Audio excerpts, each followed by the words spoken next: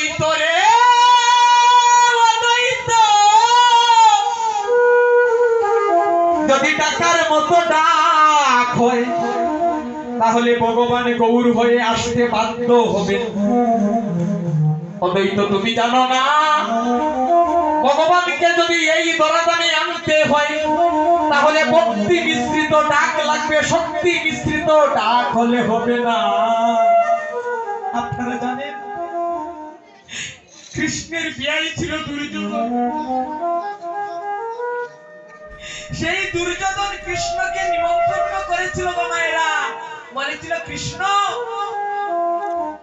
আগামী কাল মধ্যাহ্ন সময় আমার গৃহে আতিথ্য গ্রহণ করবে। কৃষ্ণ গিয়েছিলেন, কৃষ্ণ যেতে যেতে যেতে যেতে রাস্তায় দেখা হয়ে গেল সেই বিদুরের সাথে।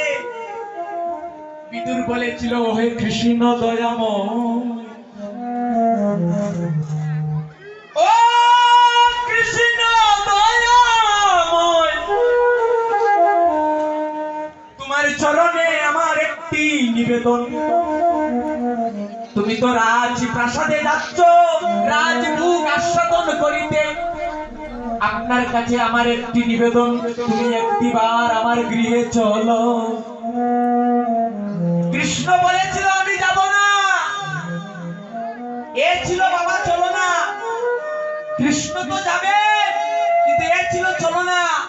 ওমা আপনারা যখন স্বর্ণের কোনো কিছু বানান গো, স্বর্ণকারের কাছে গেলে স্বর্ণকে আগে যাচাই করে দেখে না কষ্টি পাথর দিয়ে যে স্বর্ণটা সঠিক কিনা। তাই আজকে ভগবান ভক্তকে পরীক্ষা করে নিচ্ছে, ওই ভক্ত তুমি আমাকে কতখানি ভালোবাসো, তোমাকে আমি পরীক্ষা করে নিচ্ছি। তাই বলছে বিদুর আমি তো যাব না। বিদুর তুমি আমাকে যতই বলো আমি যে যেতে পারবো না রে। জানেন তখন বিদুর বলেছিল হে কৃষ্ণ দয়াময়, যদি তুমি আমার গৃহে না যাও এই আমার আঁচলটা আমি পেতে দিলাম, তুমি সেই আঁচলে তোমার চরণ ধুলি দিয়ে যাও।